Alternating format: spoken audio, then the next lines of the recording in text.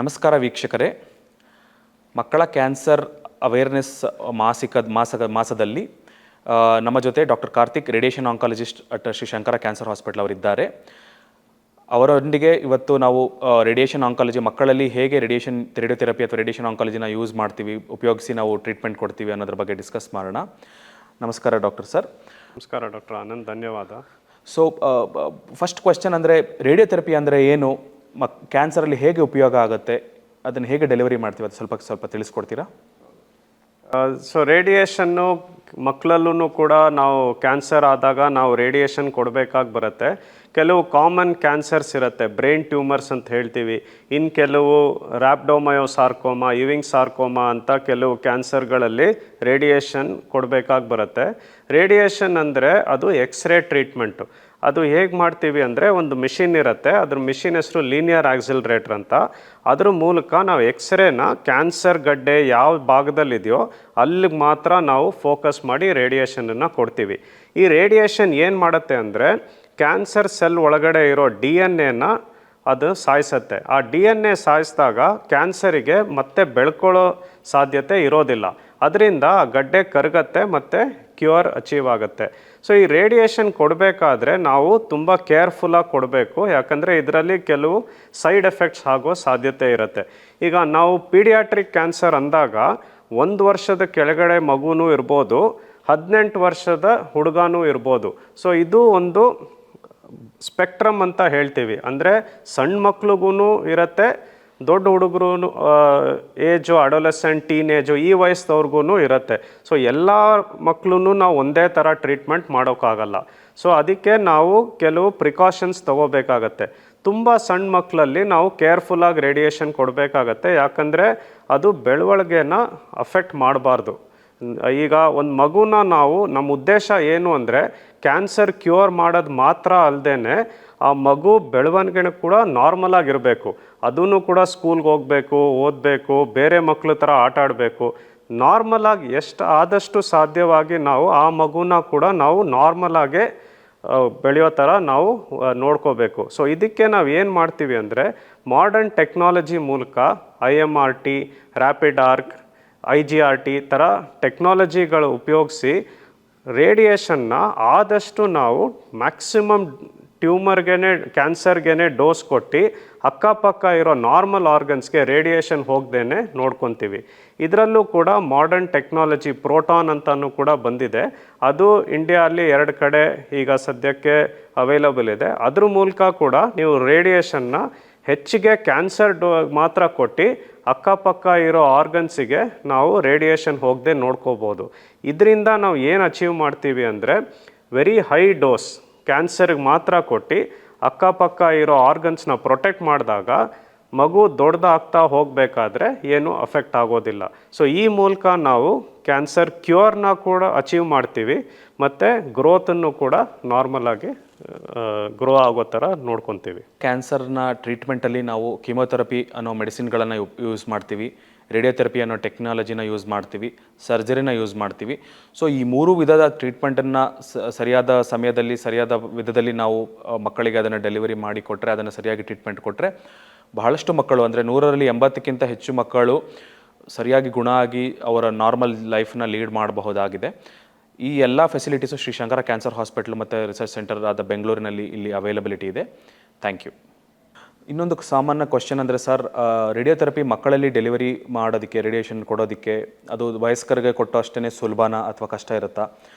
ಮತ್ತು ಅವರಲ್ಲಿ radiation delivery ಮಾಡೋದಕ್ಕೆ ಏನಾದರೂ ಕಷ್ಟಕರ ಸಿಚುವೇಶನ್ಸ್ ಬರುತ್ತಾ? ಅದಕ್ಕೆ ಹೇಗೆ ಅಡ್ರೆಸ್ ಮಾಡ್ತೀರಾ ನೀವು? ಹೌದು, ನಾವು ಮಕ್ಕಳನ್ನ ನಾವು ದೊಡ್ಡವ್ರ ಥರ ಅದೇ ಥರ ನಾವು ಟ್ರೀಟ್ಮೆಂಟ್ ಮಾಡೋಕ್ಕಾಗೋದಿಲ್ಲ. ಎಸ್ಪೆಷಲಿ ತುಂಬ ಸಣ್ಣ ಮಕ್ಕಳು, 5 ವರ್ಷದ ಕೆಳಗಡೆ ಮಕ್ಕಳು ದೊಡ್ಡವ್ರ ಥರ ಇರೋದಿಲ್ಲ. ರೇಡಿಯೇಷನ್ ಪ್ರಾಸೆಸ್ ಹೇಗೆ ಅಂದರೆ, ಅದನ್ನು ನಾವು 4ರಿಂದ 5 ವಾರ ಕೊಡಬೇಕಾಗಿ ಬರುತ್ತೆ, ದಿನ ಬಂದು ತೊಗೊಂಡು ಹೋಗಬೇಕಾಗಿ ಬರುತ್ತೆ.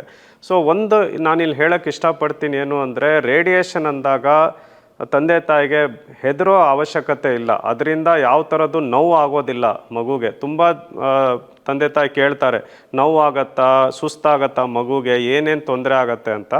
ರೇಡಿಯೇಷನ್ ಕೊಡಬೇಕಾದ್ರೆ ಯಾವ ಥರದ್ದು ನೋವು ಆಗಲಿ, ಕರೆಂಟು, ಶಾಕ್, ಹೀಟ್ ಆ ಥರ ನಾವೇನೂ ಕೊಡೋದಿಲ್ಲ. ಅದು ಎಕ್ಸ್ರೇ ಟ್ರೀಟ್ಮೆಂಟ್ ಅಷ್ಟೇ. ಒಂದು 10 ನಿಮಿಷ ರೇಡಿಯೇಷನ್ ರೂಮಲ್ಲಿ ಮಗು ಒಂದು ಟೇಬಲ್ ಮೇಲೆ ಮಲ್ಕೋಬೇಕಾಗತ್ತೆ. ಈಗ ಸಣ್ಣ ಮಕ್ಕಳನ್ನ ನೀವು ಮಲ್ಕೊಳ್ಳಿ ಅಂದರೆ ಅದು ಮಲ್ಗಲ್ಲ, ಹೆದರತ್ತೆ, ಅಕ್ಕಪಕ್ಕ ಯಾರೂ ಇರೋಕ್ಕಾಗಲ್ಲ, ಯಾಕಂದರೆ ಅದು ರೇಡಿಯೇಷನ್ ಝೋನು. ಸೊ ಈ ಥರ ಸಣ್ಣ ಮಕ್ಳಿಗೆ ನಾವು ಏನು ಮಾಡ್ತೀವಿ ಅಂದರೆ ಫಸ್ಟು ಮೂವ್ ಆಗದೆ ಇರೋಂಗೆ ನಾವು ಇಮ್ಮೊಬಿಲೈಸೇಷನ್ ಅಂತ ಮಾಡ್ತೀವಿ. ಅದಕ್ಕೆ ಒಂದು ಮಾಸ್ಕನ್ನು ಮೊದಲು ಪ್ರಿಪೇರ್ ಮಾಡಿಬಿಟ್ಟು ಆ ಮಾಸ್ಕನ್ನು ಹಾಕ್ಬಿಟ್ಟು ಆ ಟೈಮಲ್ಲಿ ಮಗು ಅಲ್ಲಾಡ್ದೇ ನೋಡ್ಕೊತೀವಿ. ತುಂಬ ಸಣ್ಣ ಮಕ್ಕಳು ಹೆದರ್ತಾರೆ, ಅದರಿಂದ ಮೂಮೆಂಟ್ ಇರುತ್ತೆ. ನಮಗೆ ಮೂಮೆಂಟ್ ಆದಾಗ ರೇಡಿಯೇಷನ್ ಬೇರೆ ಕಡೆ ಹೋಗೋ ಸಾಧ್ಯತೆ ಇರುತ್ತೆ.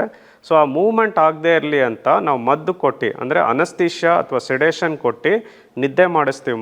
ನಿದ್ದೆ ಮಾಡಿಬಿಟ್ಟು ಟ್ರೀಟ್ಮೆಂಟ್ ಕೊಡ್ತೀವಿ. ಸೊ ಇಲ್ಲಿ ತಂದೆ ತಾಯಿಗೆ ಏನು ಕ್ವೆಶ್ಚನ್ ಬರುತ್ತೆ ಅಂದರೆ, ಈಗ 4-5 ವಾರ ಟ್ರೀಟ್ಮೆಂಟ್ ಅಂತ ಹೇಳ್ತೀರಾ, ಡೈಲಿ ಅನಸ್ತೀಶಿಯಾ ಕೊಡಬೇಕು ಅಂತ ಹೇಳ್ತೀರಾ, ಇದು ಕೂಡ ಸೇಫಾ ಅಂತ ಕೇಳ್ತಾರೆ. ನಾವು ಕೊಡೋ ಅನಸ್ತೀಶಿಯಾ ತುಂಬ ಮೈಲ್ಡು, ಅದನ್ನು ಬರೀ ನಿದ್ದೆ ಮಾಡೋಕ್ಕೋಸ್ಕರ ಕೊಡೋದು. ಸೊ ಅದು ಸೇಫು. ನಮ್ಮ ಹಾಸ್ಪಿಟ್ಲಲ್ಲಿ ಹಲವಾರು ಮಕ್ಕಳು ಈ ಥರ ಟ್ರೀಟ್ಮೆಂಟ್ ತೊಗೊಳ್ತಾರೆ, ಸೇಫಾಗೆ ಮುಗಿಸ್ಕೊಂಡು ಹೋಗ್ತಾರೆ. ಸೊ ಡೈಲಿ ಒಂದು 10-15 ನಿಮಿಷ ನಿದ್ದೆ ಮಾಡೋಕ್ಕೋಸ್ಕರ ಅನಸ್ತೀಶಿಯಾ ಕೊಡ್ತೀವಿ. ಅದರಿಂದ ಯಾವ ಥರದ್ದು ತೊಂದರೆ ಇರಲ್ಲ. ಮಗು ಎದ್ದ ಮೇಲೆ ಮನೆಗೆ ಕರ್ಕೊಂಡು ಹೋಗ್ಬೋದು, ಊಟ ಕೊಡಿಸ್ಬೋದು, ನಾರ್ಮಲ್ ಆಗಿರ್ಬೋದು. ಈ ರೀತಿ ನಾವು ಮಕ್ಕಳಲ್ಲಿ ಎಕ್ಸ್ಟ್ರಾ ಪ್ರಿಕಾಷನ್ ತೊಗೊಳ್ತೀವಿ. ಮೂವ್ಮೆಂಟ್ ಇಲ್ಲದೇ ಸೇಫಾಗಿ ಟ್ರೀಟ್ಮೆಂಟ್ ಕೊಡೋಕ್ಕೆ ಅನಸ್ತೀಶಿಯಾ ಕೊಟ್ಬಿಟ್ಟು ಟ್ರೀಟ್ಮೆಂಟ್ ಕೊಡ್ತೀವಿ. ಸೊ ಮಕ್ಕಳಲ್ಲಿ ಈ ಟ್ರೀಟ್ಮೆಂಟ್ ಕೊಟ್ಟಾಗ ರೇಡಿಯೇಷನಲ್ಲಿ ಕೆಲವು ಸೈಡ್ ಎಫೆಕ್ಟ್ಗಳಾಗುತ್ತೆ ಅಂತ ಪೇರೆಂಟ್ಸ್ ಹೆದರ್ಕೋತಾರೆ. ಊಟ ಮಾಡೋಕ್ಕಾಗಲ್ಲ, ಹಸಿವಾಗೋದಿಲ್ಲ, ನೋವಾಗುತ್ತೆ ಅಂತ. ಸೊ ಇದ್ರ ಬಗ್ಗೆ ಏನು ಹೇಳೋಕ್ಕೆ ಇಷ್ಟಪಡ್ತೀರಾ?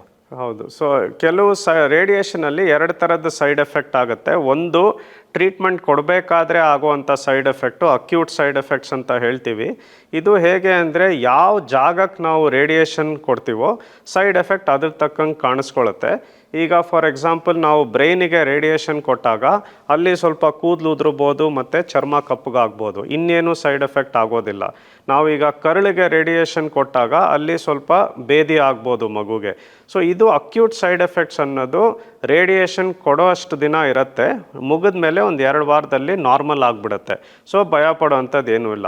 ನಮಗೆ ಇನ್ನೇನು ಕೇರ್ಫುಲ್ ಆಗಿರಬೇಕು ಅಂದರೆ ಲಾಂಗ್ ಟರ್ಮ್ ಸೈಡ್ ಎಫೆಕ್ಟ್ಸ್ ಅಂತ ಹೇಳ್ತೀವಿ. ರೇಡಿಯೇಷನ್ ಮೂಲಕ ನಾವು ಇವತ್ತು ರೇಡಿಯೇಷನ್ ಕೊಟ್ಟರೆ 4-5 ವರ್ಷ ಆದಮೇಲೆ ಕೆಲವು ಸೈಡ್ ಎಫೆಕ್ಟ್ಸ್ ಕಾಣಿಸ್ಕೊಳ್ಳುತ್ತೆ. ಅದು ನಾವು ತುಂಬ ಕೇರ್ಫುಲ್ಲಾಗಿ ಪ್ಲ್ಯಾನಿಂಗ್ ಮಾಡಿ, ನಾನು ಹೇಳ್ದಂಗೆ ಅಡ್ವಾನ್ಸ್ಡ್ ಟೆಕ್ನಾಲಜಿ ಯೂಸ್ ಮಾಡಿ ಆ ಸೈಡ್ ಎಫೆಕ್ಟ್ಸ್ನ ನಾವು ಕಮ್ಮಿ ಮಾಡ್ತೀವಿ. ಸೊ ದಟ್ ಮಗು ನಾಳೆ ಬೆಳಿಬೇಕಾದ್ರೆ ಯಾವ ಥರದ್ದೂ ತೊಂದರೆ ಆಗಬಾರ್ದು ಅಂತ. ಸೊ ನೀವೊಂದು ವಿಚಾರ ತಿಳಿಸಿದ್ರಿ ಸರ್, ಲಾಂಗ್ ಟರ್ಮ್ ಸೈಡ್ ಎಫೆಕ್ಟ್ಸನ್ನ ಕಡಿಮೆ ಮಾಡೋದಕ್ಕೆ ಕೆಲವು ಟೆಕ್ನಾಲಜಿನ ಯೂಸ್ ಮಾಡ್ತೀವಿ ಅಂತ. ಸೊ ಮಕ್ಕಳಲ್ಲಿ ಆ ಥರ ಯಾವ ಟೆಕ್ನಾಲಜಿನ ಯೂಸ್ ಮಾಡ್ತೀರಾ? ಹೇಗೆ ನೀವು ಸೈಡ್ ಎಫೆಕ್ಟ್ನ ರಿಡ್ಯೂಸ್ ಮಾಡೋದಕ್ಕೆ ಮಕ್ಕಳಲ್ಲಿ ಸ್ಪೆಸಿಫಿಕಲಿ ಪ್ರಯತ್ನ ಮಾಡ್ತೀರಾ? ಅದನ್ನು ಸ್ವಲ್ಪ ತಿಳಿಸ್ಕೊಡ್ತೀರಾ? ಸೊ ನಾವು ಮಾಡರ್ನ್ ಟೆಕ್ನಾಲಜಿ, ನಾನು ಹೇಳಿದಂಗೆ IMRT, IGRT ಅಂತ ಬಂದಿದೆ. ಇದ್ರ ಹೇಗೆ ಅಂದರೆ ನಾವು ಪ್ಲ್ಯಾನಿಂಗ್ ಅಂತ ಮಾಡ್ತೀವಿ. ಸೊ ಫಸ್ಟು ನಾವು ಒಂದು CT ಸ್ಕ್ಯಾನ್ ತೊಗೊಳ್ತೀವಿ, ಬ್ರೈನ್ ಟ್ಯೂಮರ್ಸ್ ಇದ್ದರೆ MRI ಮಾಡ್ತೀವಿ. ಇದನ್ನೆಲ್ಲ ನಾವು ಕಂಪ್ಯೂಟರಲ್ಲಿ ಪ್ಲ್ಯಾನಿಂಗ್ ಮಾಡ್ತೀವಿ. ಸೊ ಅದು ನಾವು ಪ್ಲ್ಯಾನಿಂಗ್ ಉದ್ದೇಶ ಏನು ಅಂದರೆ, ಎಲ್ಲಿ ಕ್ಯಾನ್ಸರ್ ಗಡ್ಡೆ ಕಾಣಿಸ್ತಾ ಇದೆಯೋ ಆ ಜಾಗಕ್ಕೆ ಮಾತ್ರ ರೇಡಿಯೇಷನ್ ಹೋಗೋ ಥರ ನಾವು ಪ್ಲ್ಯಾನ್ ಮಾಡ್ತೀವಿ. ಅಕ್ಕಪಕ್ಕ ಎಲ್ಲೂ ರೇಡಿಯೇಷನ್ ಹೋಗದೇ ಈಗ ಮಾಡರ್ನ್ ಟೆಕ್ನಾಲಜಿ ಮೂಲಕ ನಾವು ರೇಡಿಯೇಷನ್ ಕೊಡ್ಬೋದು. ಅದರಿಂದ ಏನಾಗುತ್ತೆ ಅಂದರೆ, ಎಲ್ಲ focus of radiation cancer cells ಮೇಲೆ ಹೋಗುತ್ತೆ, ಬೇರೆ ಟಿಶ್ಯೂಸ್ಗೆ ಹೋಗದೇ ಇರೋದ್ರಿಂದ ಸೈಡ್ ಎಫೆಕ್ಟ್ಸ್ ಕಮ್ಮಿ ಆಗುತ್ತೆ. ಇದು ಆದಷ್ಟು ನಾವು ಕಮ್ಮಿ ಮಾಡಿದಾಗ ಲಾಂಗ್ ಟರ್ಮ್ ಸೈಡ್ ಎಫೆಕ್ಟ್ಸ್ ಇರೋದಿಲ್ಲ. ಸೊ ವೀಕ್ಷಕರೇ, ಡಾಕ್ಟರ್ ಕಾರ್ತಿಕ್ ತಿಳಿಸ್ಕೊಟ್ಟ ಹಾಗೆ ಇವತ್ತಿನ ಅವೈಲಬಲ್ ಟೆಕ್ನಾಲಜಿಯಿಂದ ನಾವು ಮಕ್ಕಳಿಗೆ ರೇಡಿಯೇಷನ್ ಥೆರಪಿನ ಈಸಿಯಾಗಿ ಡೆಲಿವರಿ ಮಾಡಬಹುದು. ಮತ್ತು ಲಾಂಗ್ ಟರ್ಮ್ ಸೈಡ್ ಎಫೆಕ್ಟ್ಸ್ ಅಂತ ಏನು ಹೇಳ್ತೀವಿ, 5-10 ವರ್ಷ ಆದಮೇಲೆ ಕೆಲವು ಸೈಡ್ ಎಫೆಕ್ಟ್ಗಳು ಏನು ಆಗಬಹುದಾಗಿದೆ ಅದನ್ನು ಕಡಿಮೆ ಮಾಡಿ ಕೊಡುವಂಥ ಪದ್ಧತಿ ಅವೈಲಬಿಲಿಟಿ ಇದೆ. ಸೊ ಮಕ್ಕಳ ಕ್ಯಾನ್ಸರ್ಸಲ್ಲಿ ಕಿಮೊಥೆರಪಿ, ಸರ್ಜರಿ ಮತ್ತು ರೇಡಿಯೋಥೆರಪಿನ ಸೇಫಾಗಿ ಯೂಸ್ ಮಾಡಬಹುದು. ಮತ್ತು ಈ ಮೂರು ಟ್ರೀಟ್ಮೆಂಟನ್ನು ಸರಿಯಾದ ವಿಧಾನದಲ್ಲಿ ಯೂಸ್ ಮಾಡಿದ್ರೆ ಮಕ್ಕಳಲ್ಲಿ ಗುಣ ಆಗೋ ಸಾಧ್ಯತೆಗಳು 100ರಲ್ಲಿ 80ಕ್ಕಿಂತ ಹೆಚ್ಚು % ಇರುತ್ತೆ.